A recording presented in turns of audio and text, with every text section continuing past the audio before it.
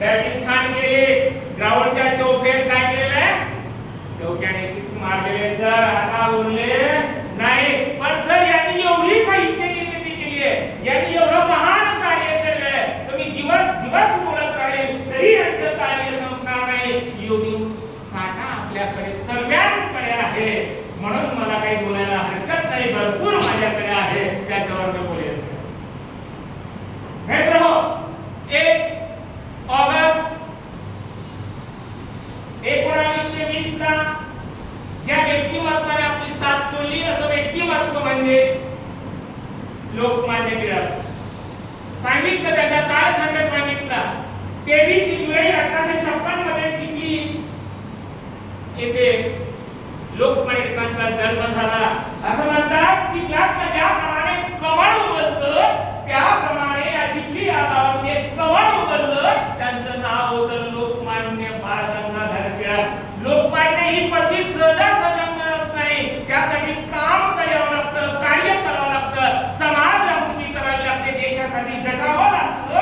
आणि हा माझा भारत देश गुलामगिरीमध्ये आहे, या देशाला अन्याय अत्याचार होत आहे, या देशातील जनतेचे शोषण होत आहे, याचा अभ्यास लोकमान्य टिळकांनी केला आणि जहालमधून लोकांसमोर मांडली की भारताला स्वातंत्र्य मिळालं पाहिजे, त्यासाठी आपण एकत्र आलो पाहिजे, तरच आपल्याला स्वातंत्र्य मिळेल. हा विचार लोकांपर्यंत पोहोचवण्याचं महान कार्य लोकमान्य टिळकांनी केलं.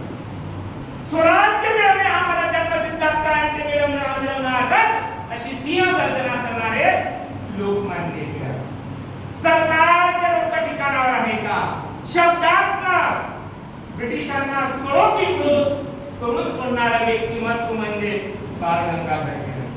मित्र, फक्त समाज कार्य नाही तर समाज कार्य असेल, शिक्षणाच्या संदर्भातलं कार्य असेल, त्याचबरोबर जनजागृती संदर्भातलं कार्य असेल, अतिशय उत्तमपणे लोकमान्य टिळकांनी केलं.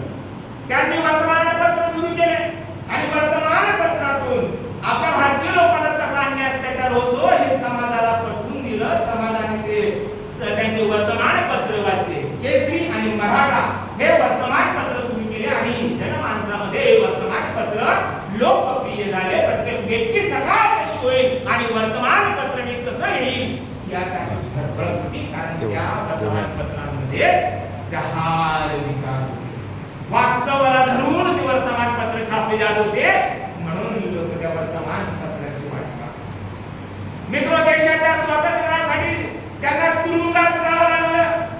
तुरुंगात त्यांनी हाल अपेष्टा सहन केल्या, मात्र लेखणी बंद केली नाही. आपल्या लेखणीच्या जोरावरती समाज प्रबोधनाचं कार्य निरंतर सुरू ठेवलं. मित्र, यश आलं बघा, राष्ट्रीय सेवेची स्थापना झाली, त्याचं नेतृत्व लोकमान्य टिळकांनी केलं. हा जहालवादी जो प्रवास होता तो 1920 ला थांबला. मित्र, गाणं म्हटलं की एक पर्वाचा अस्त झाला आणि एक पर्वाचा या देशामध्ये उदय झाला.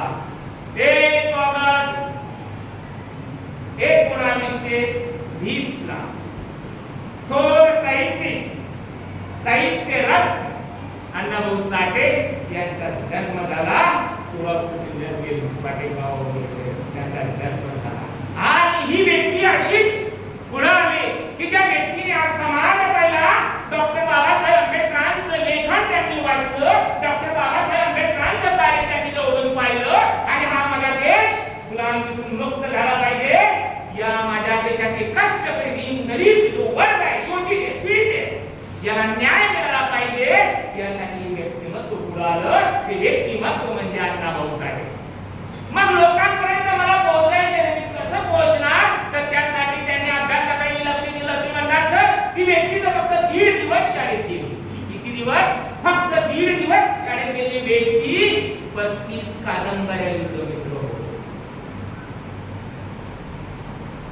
15 कथा संग्रह लिहितो, 14 पथनाट्ये लिहितो, 10 पोवाडे गायते आणि या महाराष्ट्राला नाही तर समग्र देशाच्या जनतेला जो वेदना जागे करते आणि सांगते की चला वेळ आलेली आहे, संघटित व्हा आणि आपल्या हक्कासाठी आपण जागृत राहा. हा संदेश इथपर्यंत पोहोचवण्याचं कार्य अण्णाभाऊ साठे केलं.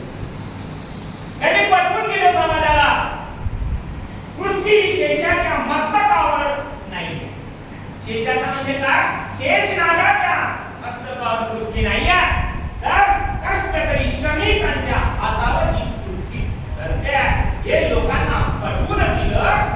लोक संघटित झाले